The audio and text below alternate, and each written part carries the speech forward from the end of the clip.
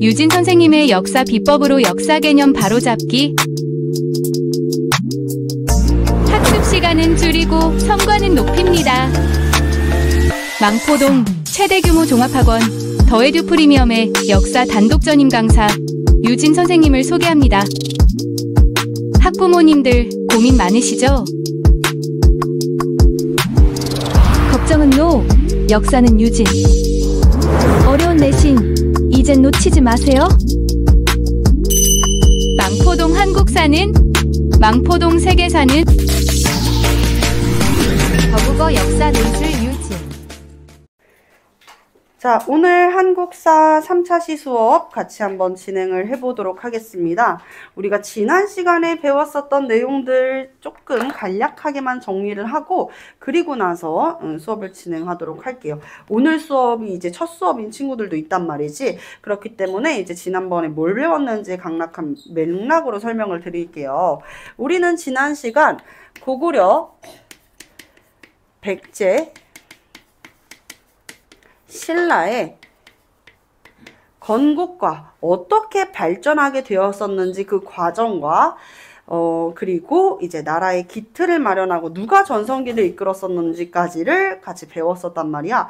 이거를 조금 간략하게 표처럼 정리를 하자면 일단 제일 먼저 선생님이 제일 중요한 거는 수도가 어떻게 바뀌게 되었었냐, 그 이유가 무엇이었냐, 수도 변천사가 굉장히 중요하다라고 이야기를 했었고, 그 다음으로 강조를 했었던 것이 무엇이었었냐면 그 다음에 있는 내용이 이제 나라의 중앙집권체제, 중앙집권체제라고 해서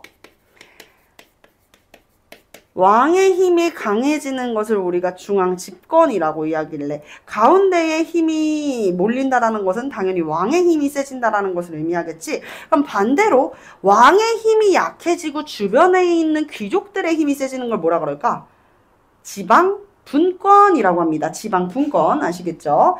자, 중앙집권체제가 있으면 반대로 지방분권체제도 있는 것이에요. 자, 어쨌든 중앙집권체제의 기틀을 마련한 사람, 중앙집권체제의 기틀을 마련한 사람은 누구일까? 이것도 한번 생각을 해볼 수가 있겠고, 그리고 나서 이제 오늘날의 대한민국은 법치주의 국가잖아. 그치? 법치주의 국가야. 법으로 통치하는 나라지. 법치주의 국가의 기틀이 되는, 가장 기초가 되는 율령체제, 이 율령을 반포한 사람은 누구냐? 그리고 왕권 강화에 이제 기반이 되는 모든 백성들, 모든 국민이 하나의 종교로 믿으면 당연히 대동단결되면서 그 결집력도 굉장히 강해질 것이고 동시에 왕권도 올라간다라고 볼 수 있어. 그래서 율령을 반포한 것과 더불어 불교를 수용한 사람은 누구인가? 불교 수용 같이 볼 것이고요. 그리고 또 이제 중요한 게 뭐겠어? 전성기겠지? 이 전성기의 기준, 개인이 영토를 얼만큼 확장했냐에 따라 가지고 볼 수도 있고요. 그 밑에는 한강 유역을 누가 차지하게 되었느냐, 이런 것들도 같이 한번 볼 수가 있겠죠. 그쵸? 요렇게 같이 정리를 했고, 시험 문제에 많이 나올 수 있는 키워드 플러스 알파로 선생님이 조금 더 설명을 해주고, 마지막에는 우리가 뭐 쓰기로 했어요? 귀족회의. 각 나라별 사회적 집권층들, 귀족회의. 그리고 그 밑에는 귀족회의에 가장 높은 사람이 있을 거 아니야? 책임자가 누구인가? 책임자, 담당자들이 누구인가? 가장 높은 사람이 누구인가? 주도하는 사람은 누구인가? 요 이야기로 써볼 수가 있겠죠. 선생님이 고구려는 늘 빨간색으로 썼었고, 그리고 이제 신라하면 나는 그래. 신라하면 금동대항로가 막 생각이 나면서 노란색이 대표적인 색깔이라고 생각을 한단 말이지. 요거 히터 좀 끌게요. 너무 덥지 않습니까, 여러분? 자, 그래서 혹시라도 추워지면 얘기하고, 고구려부터 갈게요. 고구려의 수도. 일단 고구려의 고주몽이 부여에서 남하하면서 졸본이라고 하는 산악지대에서 나라를 형성했단 말이야. 그래서 졸본에서 시작을 하고 이대왕이었었던 유리왕이 수도를 옮겼지. 거기가 어디였어? 국내성이었었다. 국내성. 자, 그 다음에 장수왕이 수도를 천도하는데 거기가 어디였을까? 그렇지, 평양으로 수도를 천도하게 된다. 평양성 천도까지 이렇게 기억을 해주시면 됩니다. 자, 중요한 거는 뭐겠어요? 평양 청도가 중요해. 누가 했다고? 장수왕이 했다고. 장수왕이 수도를 왜 옮겼는데? 선생님이 역사적으로 수도를 옮긴 것에 대해서는 우리가 두 가지로 판단을 해줄 수가 있어. 첫 번째는 나라의 힘이 정말 강해졌을 때, 반대로 나라의 힘이 정말 약해졌을 때, 이 두 가지라고 예시를 들 수 있다 그랬거든요. 자, 장수왕이 평양성에서 국내성에서 평양성으로 수도를 천도한 것은 나라의 힘이 강해져서야 약해져서야? 강해져서야 약해졌어야? 그렇지, 강해져서죠. 그쵸? 자, 강해져서였었다. 그래서 추진했던 정책이 뭐야? 남쪽으로 영토를 확장하고자 하는 남진 정책이었었다. 남진 정책, 이렇게 볼 수 있겠습니다. 그 다음에 고구려 중앙 집권체제의 기틀을 마련했던 사람은 바로 태조왕이야. 고구려는 원래 오부족 연맹체로,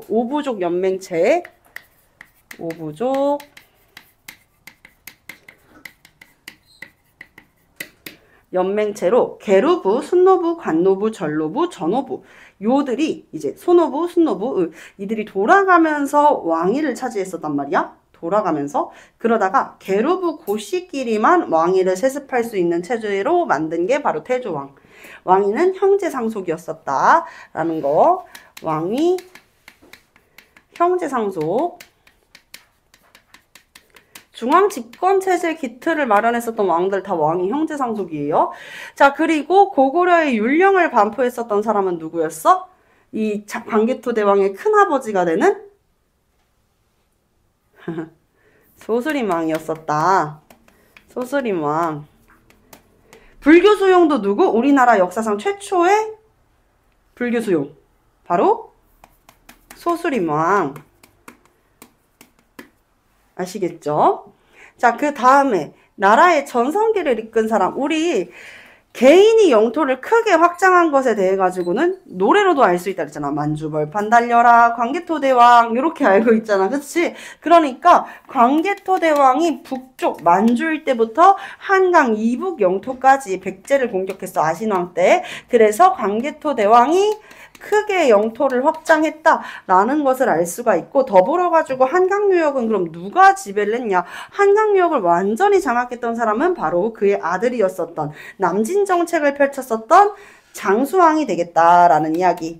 장수왕이 되겠다. 그리고 나라의 영토가 고구려의 최대 영토로 확장되었었던 시기는 문자왕 때야. 장수왕 이후에 문자왕 때였었다. 6세기 말이라고 볼 수가 있죠. 플러스 알파로 이것 좀 기억해줘. 요거 시험에 잘 나와. 할 거는 무엇이냐면 요거예요.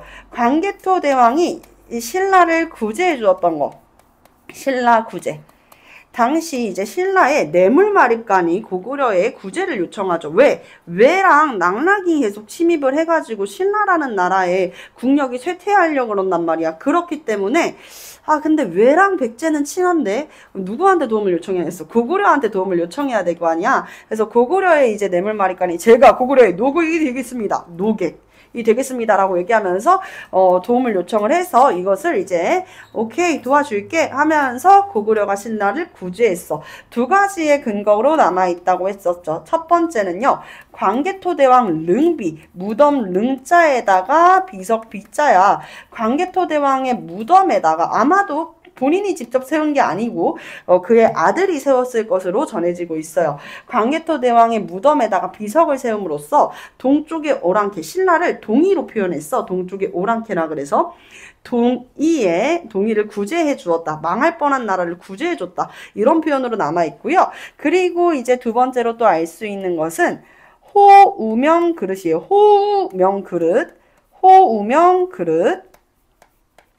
이 호우명 그릇은 신라에 있는 호우총에서 발견이 됐단 말이야, 얘들아. 알겠죠? 신라에 있는 호우총에서 이 그릇이 발견됐는데 그릇 안에 뭐라고 쓰여져 있냐면 국강상 광개토 경평 안호태왕의 이 서거, 그러니까 세상을 떠나신 지 일주기를 맞아서 기념합니다 라는 내용이 적혀져 있었다라는 거야. 아니 근데 광개토 대왕은 어느 나라 왕이야? 고구려의 왕인데 신라에 있는 호우총에서 이게 발견됐다라고 하면 고구려가 이렇게 신라를 구제하고 나서부터는 고구려의 힘이 신라에까지 미쳤다라고 우리가 생각을 해볼 수가 있다라는 것이죠. 그래서 호우명 그릇까지. 자, 고구려의 이 귀족회의는 오늘 여러분들 테스트에도 나와 있었죠. 누가 발표하겠습니다? 제가 발표하겠습니다. 제가회의로 알 수 있고요. 제가회의의 책임자는요, 가장 높은 사람 대대로라고 볼 수 있겠습니다. 대대로. 요거 오늘 한 번 더 이야기를 할 거예요, 얘들아. 중요한 부분이니까 밑줄. 자, 그 다음에 백제 같이 한번 볼까요? 백제의 수도 변천사 고구려와 마찬가지로 이제 3번의 변천이 있었다라고 이야기를 하는데, 백제는 오랜 시간 한강을 중심으로 한 한성 백제였었어. 근데 한성 백제에서 문주왕 때 어쩔 수 없이 수도를 옮기게 되는데 그 수도가 바로 웅진 백제였었거든. 웅진은 오늘날의 공주예요, 공주. 공주로 수도를 옮길 수밖에 없었다. 그 이유가 뭐야? 여기지, 여기. 장수왕의 남진 정책으로 인해 가지고 당시 백제의 왕이었었던 계로왕이 아차산에서 전사를 하고 한성은 함락된단 말이지. 그렇기 때문에 이제 계로왕 다음 왕이었었던 문주왕 때 수도를 옮길 수밖에 없었다라는 이야기. 그리고 나서 이제 백제의 부흥을 꿈꾸었었던 왕이 있어요. 불교를 다시 장려하려고 했었던 임금인데 바로 성왕입니다. 성왕 때 수도를 사비로 천도한다. 사비는 어디가 되는 거야? 사비는 오늘날의 부여가 되겠습니다. 충남 부여. 자, 그래서 이런 것들 기억해 주시면 되고요. 백제의 중앙집권 체제의 기틀을 마련했던 사람은 바로 고이왕이에요. 육좌평 16관등제를 만들기도 했었고, 원래 백제는 부여성씨를 쓰는 왕족들만 왕위에 올랐기 때문에 뭐 누구로 한 명으로 정한다 그럴 필요가 없지. 어차피 부여성씨를 쓰는 이 백제의 귀족 혈통들만 왕위에 오를 수 있었으니까. 그치? 그렇다 보니 왕위를 형제의 상속으로 바꾸어 놓는 사람이었다. 왕위 형제상속.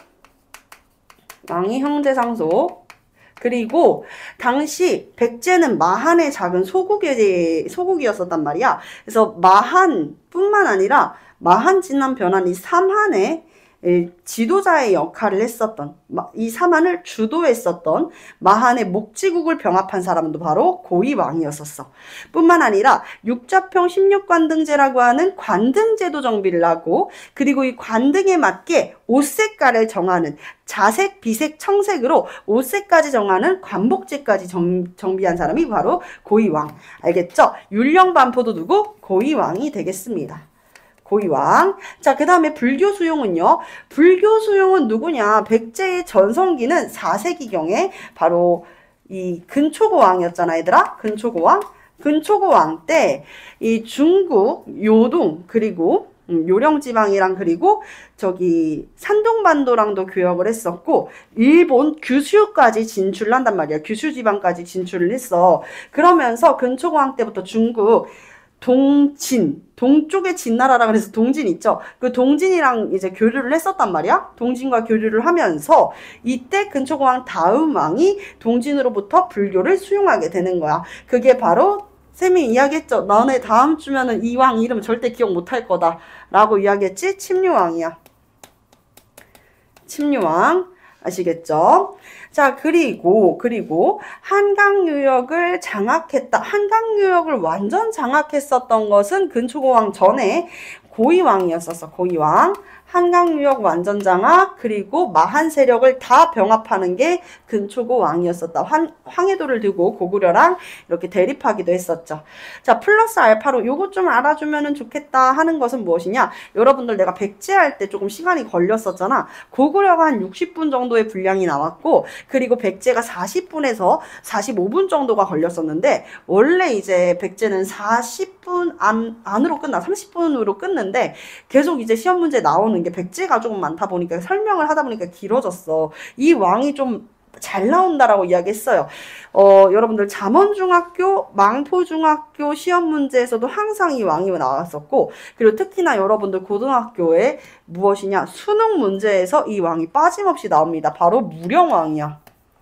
성왕 전이다 얘들아. 무령왕. 6세기에 무령왕. 무령왕의 업적은 딱 두 가지만 기억하면 된다 그랬었지. 이때 무령왕이 중국 남조의 양나라랑 교류했다라는 것을 알 수가 있대.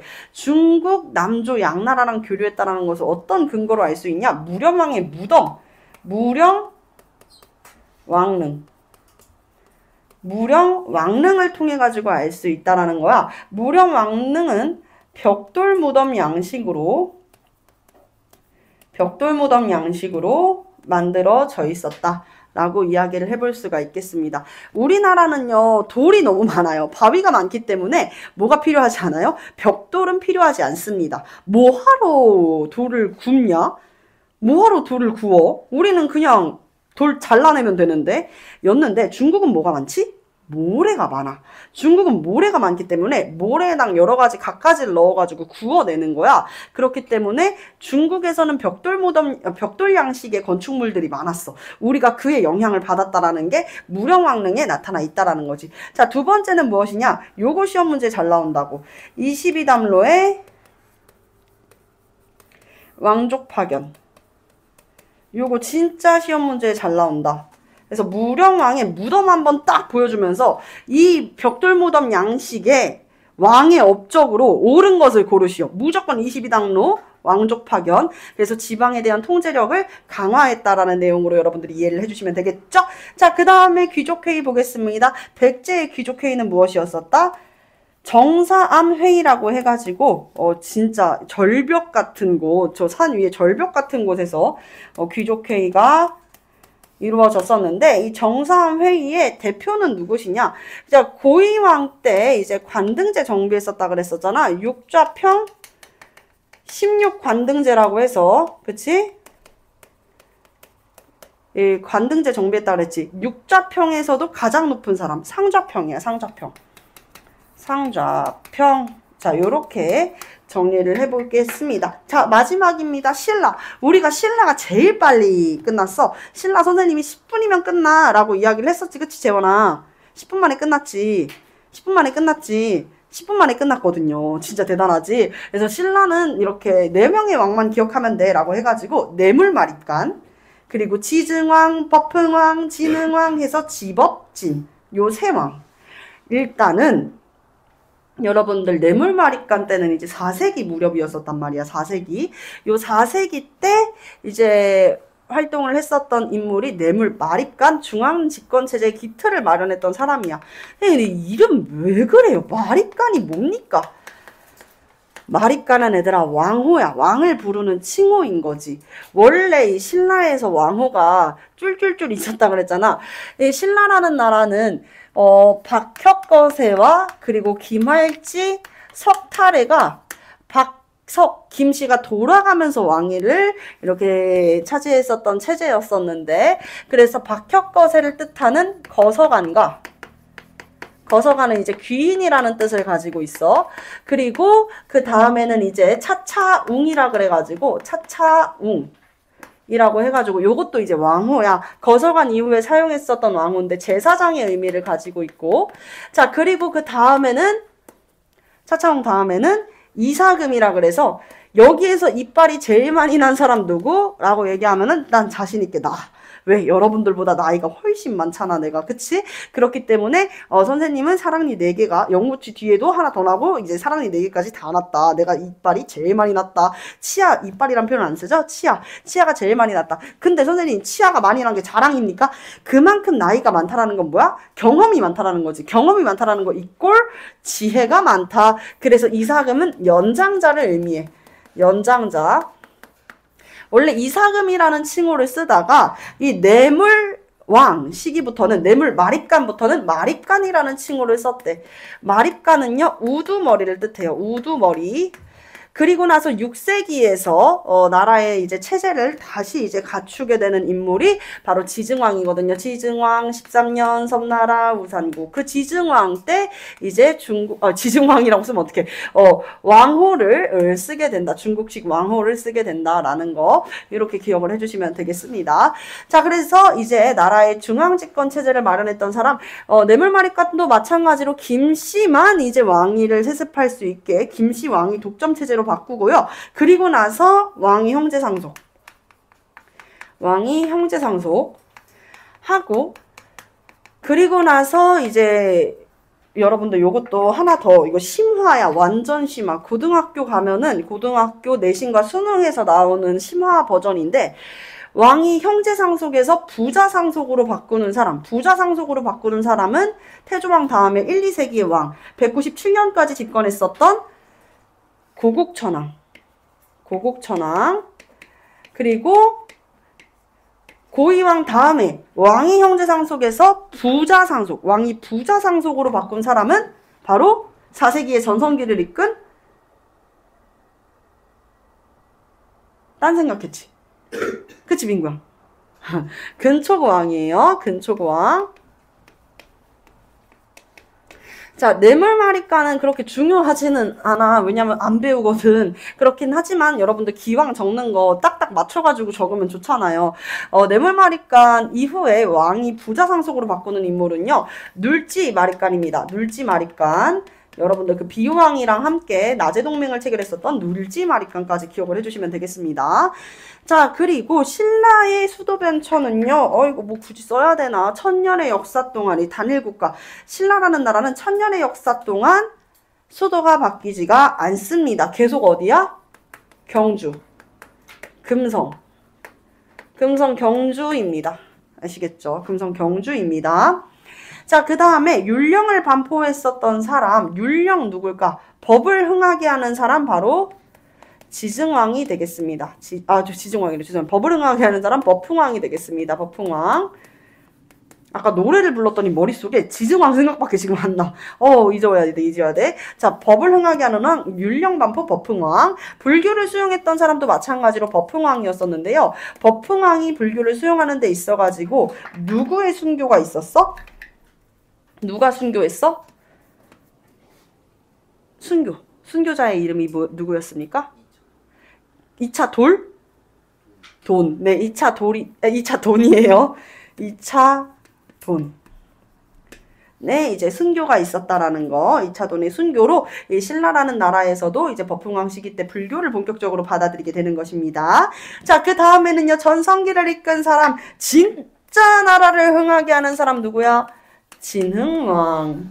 자, 진흥왕 때 이제 나제동맹을 체결을 해가지고 성왕과 진흥왕이 고구려로부터 한강 유역을 다시 빼앗아 오려고 그런단 말이야. 그래서 진흥왕이 이제 한강 이북의 영토를 찾아오고, 백제의 성왕이, 요 백제의 수도 옮겼었던 성왕 있죠. 성왕이 한강 이 남쪽을 차지를 하게 되었었는데, 나제동맹을 결렬시키고, 그리고 진흥왕은 이제 관산성에서 사실상 이 진흥왕의 부하거든요. 그래서 진흥왕의 부하가 이 성왕을 전사시킴으로써 성왕이 일시적으로 수복했었던 한강 하류 일대까지를 다 장악하게 됐던 사람, 바로 진흥왕이 되겠습니다. 아시겠죠? 이게 다 근거로 남아있잖아. 단양, 적성비, 그리고 순수비, 북한산 순수비, 등 비석으로 근거가 남아있는 것이다 라고 볼 수 있겠고요. 자, 신라하면 이거 꼭 적어야 돼 라고 하는 이제 시험 문제 잘 나오는 포인트, 이것도 진흥왕에 대한 이야기인데, 진흥왕의 업적 오늘 안 그래도 이야기를 한 번 더 할 거야. 요거 정말 중요해. 무엇이냐면 바로 화랑이라고 하는 잘생기고, 그리고 잘생기기만 하면 안 돼. 잘생기고 집안 좋고 인품 좋고 나라에 대한 충성도도 높고 거기에다가 똑똑하기까지 한 이런 엄친아들, 심지어 어려야 돼요. 청소년이어야 됩니다. 이런 청소년 단체를요, 국가 조직으로 개편했다라는 거 진흥왕의 업적이었습니다. 화랑을 국가 조직으로, 나라에 무슨 일이 생길 때, 그래서 화랑이 이제 국가 조직이 되었으니까 평상시에는 공부를 하고, 그리고 나서 이제 뭐 전쟁이 일어났다, 전투가 일어났다 했을 때 화랑을 보냅니다. 아시겠죠? 화랑을 국가 조직으로 개편했었던 업적 꼭 기억해 주셔야 되겠습니다. 아시겠죠? 자, 그리고 나서 백제의 귀족회의는요, 화백회의라고 하는 회의가 있었습니다. 자, 이 화백회의의 이 책임자의 역할을 했었던 건 당시 이제 법흥항이 설치를 했었던 상대 등이 되겠습니다.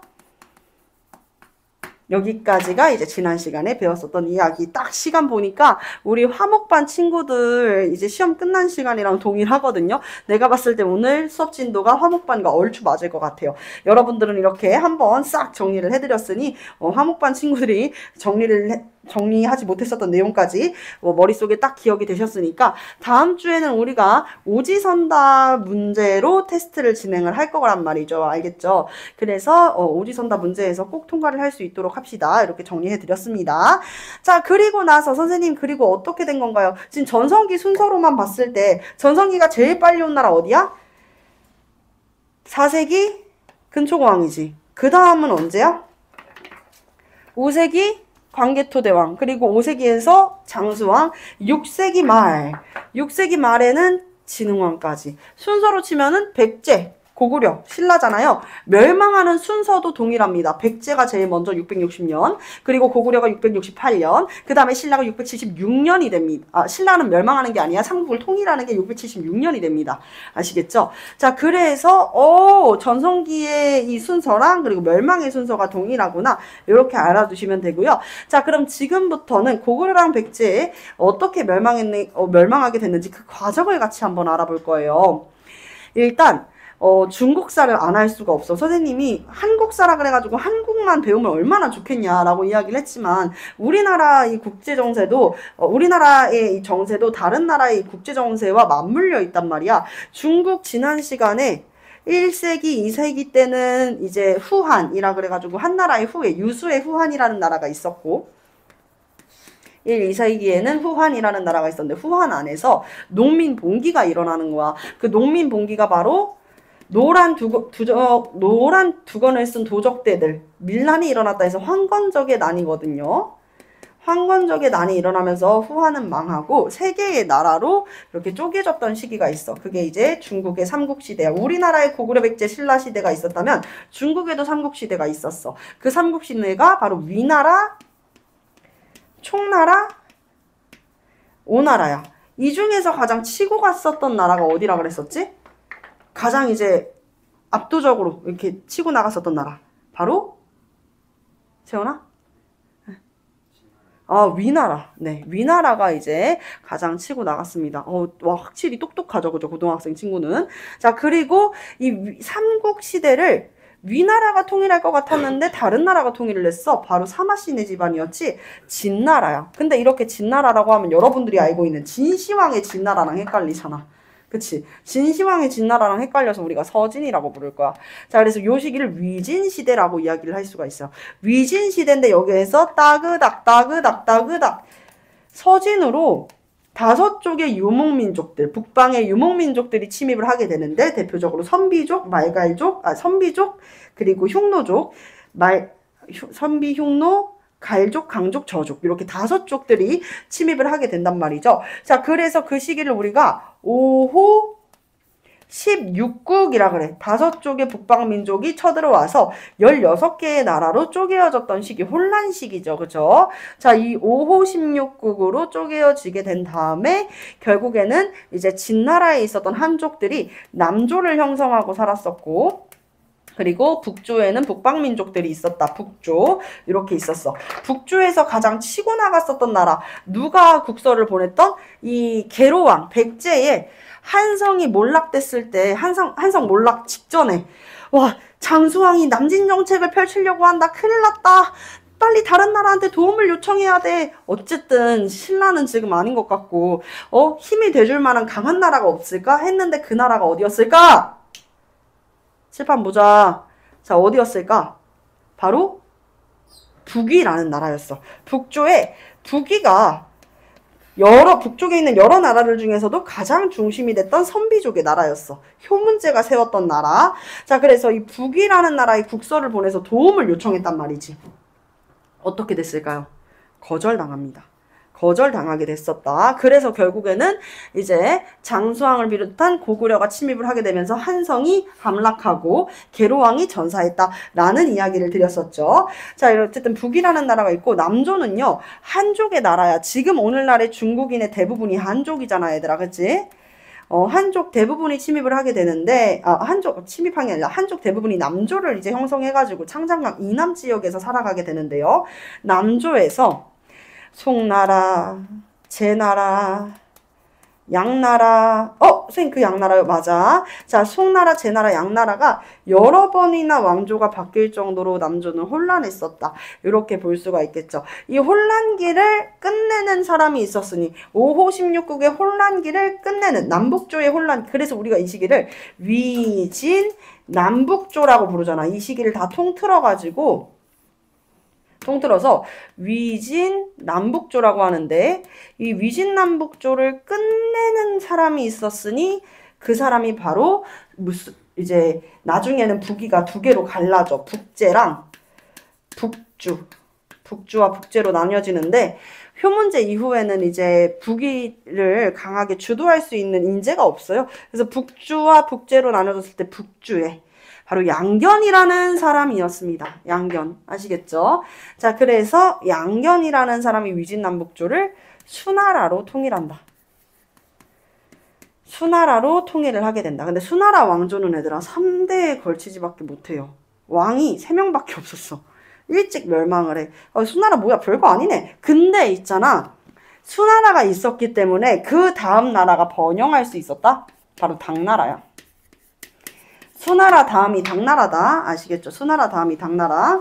당나라는 여러분들 한 번씩 들어봤지. 나당연맹, 뭐 나당전쟁, 뭐 탈라스 전투 등등으로 여러분들이 많이 들어봤겠지만, 당나라가 훨씬 더 오래 존립했었던 나라야. 근데 그 존립의 기반이 되었었던 건 수나라의 국가적 체제들을 많이 수용했기 때문이에요. 여러분들 우리나라에서 조선시대 그리고 이제 고려시대 때 처음으로 우리가 과거제라고 하는 능력 있는 신하를 시험 봐서 선발하는 관리 등용 제도를 중국으로부터 받아온단 말이야. 그치? 그 과거제가 처음으로 쓰였었던 때가 수나라야, 수나라. 알겠지? 그리고 이 북위에 효문제가 실시했었던 균전제도 이제 수나라 때 막 실시를 하고 하면서 국가적인 체제를 굉장히 잘 다듬어 놓았었던 게 수나라였어. 그럼 수나라가 대체 왜 멸망하는데요? 왜 3대밖에 안 되고 왜 그렇게 일찍 멸망하는데요? 오늘 우리가 한국사잖아. 한국사에서 배울 건데 고구려의 영향이 되게 컸어. 고구려 때문에 수나라가 멸망했다고요? 맞아. 고구려 때문에 수나라가 멸망했다? 자, 수나라는 있잖아. 우리 중국 문명 다 한 번씩 배웠을 거야. 중국 문명이 형성되었었을 때 이제 중국 사는 선생님이 이렇게 강으로 설명을 다 끝낼 수 있다라고 이야기를 했지. 황허강이랑 황하강, 그리고 그 밑에는 양쯔강이라고 불리는 창장강이 있었어. 아시겠죠? 자, 이렇게 창장강이 흐르고 있었는데 중국사는 여기에 동그라미, 온폭 파인데에다가 다 동그라미 치면 돼. 여기를 기점으로 형성이 됐단 말이지. 가장 왼쪽에 있는 곳이 장안이라는 곳이었어. 장안. 그래서 여러분들 왜 그런 말 있잖아. 장안의 화제가 되는 그런 말 들어봤지. 세간의 중심이 된다라는 말이야. 요즘 뭐 예를 들면은 요즘 유행하는 게 뭐가 있니? 통넓은 바지? 왜 맨날 재영쌤이 입고 다니는 바닥 닭 쓸고 다닐 것 같은 엄청 큰 바지 있잖아. 그런 거 요즘 유행하잖아. 그래서 통넓은 바지가 장안의 화제가 되고 있다. 그 바지를 뭐라 그러더라? 일자 컷? 모르겠어요. 하여튼 통넓은 바지가 유행을 한다라고 하면은 세간의 중심이 된다라고 이야기하기보다 장안의 화제가 되고 있는 패션이에요 라고 이야기를 하면은 와, 진짜 세상에 모르는 사람이 없을 정도로 유행한다라는 의미를 가지고 있었다는 거지. 그 세간의 중심인 장안이 수나라 당나라 때의 수도야. 알겠지? 자, 수나라 당나라 때의 수도 이 장안이 있고, 그리고 창장강 이남지에대는 오늘날의 우리나라로 치면은 전라도가 어떤 곳이었을까? 이순신 장군님이 전라 좌수사였던 건 알지? 그래서 이순신 장군의 한산도 대첩 뿐만 아니라 옥포해전, 그리고 당황포해전, 그리고 사천해전, 에서 승리를 하면서 전라도를 수호했다라는 것은 어떤 의미가 있다라고 배웠어, 얘들아? 곡창지대를 지켜냈다 라는 의미로 되게 큰 의미가 있다라고 배웠어. 창장강 이남 지역은 곡창지대야. 아시겠죠? 곡창지대. 곡식이 잘 자라고, 특히 남조 때 이제 한족들이 창장강 이남으로 가서 살았단 말이야. 그러다 보니까 벼농사를 되게 많이 지었었어. 벼농사. 그리하여 이 벼농사가 잘 지어지는 곡창지대에서 장안으로 올라가서 거기에서 이제 그 군사적 요충지가 되는 베이징까지 가는 인위적인 수로를 만들었었던 시기가 바로 수나라야. 아시겠죠? 수나라를 건국한 건 북주의 양견이라는 사람, 우리가 뭐라고 불렀냐? 수문제라고 불렀어. 건국한 사람은 수문제. 그 다음이 수양제거든요. 수양제는 이렇게 운하황제라고도 불려졌던 인물이야. 운하황제. 대운하를 건설해서, 대운하 건설 이유 자체가 전쟁에서 제일 중요한 게 뭔 줄 알아? 여러분들 배틀그라운드라는 게임 한 번씩 해본 적 있죠? 있구나. 자, 배틀그라운드가 내가 알기에는 미성년자가 못하는 게임으로 알고 있는데 모바일은 아니라고 막 하더라고. 이거 한번 예시 들어가지고 배틀그라운드 너네가 하면 안 되는 게임이잖아 라고 하니까 막 거품을 물면서 아닌데요 해도 되는데요 해가지고 그래 그런가 보지. 자, 그래서 어쨌든 배틀그라운드라는 게임 여학생들은 잘 안 해봤을 수도 있을 것 같은데 그 게임이 100명인가? 100명의 사람들이 내려가는 거니? 100명의 사람들이 내려가가지고 한 사람 딱 최종 한 사람만 살아남는 그런 게임이란 말이야. 그래서 맨몸으로 그냥 뛰어내려. 맨몸으로 뛰어내려가지고 낙하산 타고 내려와가지고 생판 모르는 땅에서 이 집 저 집 뒤지면서 물건 찾아가지고, 우리가 그걸 파밍이라고 하더만, 파밍을 해가지고 그 물건을 찾아가지고 뭐 총이나 아니면 뭐 구급상자나 이런 것들을 다 이렇게 찾아내가지고 마지막 한 명 최종 승리자가 되는 게임이란 말이야. 배틀그라운드를 해본 친구들은 알겠지만 제일 중요한 거, 싸움에 있어가지고 생존에 있어가지고 그리고 전쟁에서도 마찬가지로 제일 중요한 건 무엇이냐면 바로 보급로야. 배급. 보급이 굉장히 중요해. 이게 만약에 보급로가 차단된다? 나폴레옹이 왔다 그래도 전쟁에서 못 이겨. 실제로 나폴레옹이 실패했었던 원정이 뭐였어? 이집트 원정이야, 얘들아. 이집트가 여러분들 북아메리카에 있잖아. 북아프리카에 있잖아. 그치? 자, 북아프리카에 있는 이 이집트로 프랑스가 가기 위해선 지중해를 건너가야 된단 말이야. 자, 지중해를 건너가지고 프랑스가 이집트로 가야 되는데 영국이 해상 강대국이잖아. 그래서 이 나폴레옹의 원정을 방해하고자 영국이 지중해를 이렇게 싹 장악을 해버린단 말이야. 그러니까 프랑스의 보급로를 차단해버린 거야. 결국에 나폴레옹이 어떻게 해요? 이집트 원정에서 패배했잖아. 실패했잖아. 그치? 자, 그런 것처럼 보급이라는 건 정말 중요해. 그래서 수나라에서는 보급로를 만들기 위해 이런 인위적인 물과 물, 강과 강이나 바다나 바다가 이어진 인위적 통로를 우리가 운하라고 하거든요. 이러한 운하를 만들려고 했었던 거야. 아시겠죠? 자, 그럼 곡창지대니까 곡식이 많겠네. 그치? 먹을 것 싹 올려가지고 장안이 수도잖아. 장안이 모든 물건이 모여지는 집결지야. 여기에서 이제 군수물자까지 쫙 올려가지고 어디로 가는 거야? 베이징으로 가는 거야. 맞아, 아니야? 그럼 베이징으로 가면 베이징에서 바로 동쪽에 또 뭐 있어? 고구려 있어. 이렇게 끊이지 않는 보급로로 군수 물자와 그리고 식량으로 어디랑 전쟁을 하자? 고구려랑 전쟁을 하자. 그러면 고구려는 절대 이길 방법이 없을 것이다 라고 생각을 했었던 거야. 그래서 이 대운하를 세우는데도 이제 중국 사람들이 일단 고구려를 원정해서 고구려 토벌을 하게 되면 영토를 확장할 수 있으니까 수나라 사람들이 기뻐하면서 이제 운하를 세웠겠지. 근데 와, 4차례나 걸쳐가지고 고구려 원정을 했는데 실패했어. 그래서 수나라가 멸망한 거야. 대규모의 토목공사, 대운하 건설과 더불어가지고 또 무엇? 고구려 원정 실패. 아시겠죠? 우리가 그 전쟁을 여수전쟁이라고 합니다. 여수전쟁. 아니, 우리나라 여수 말고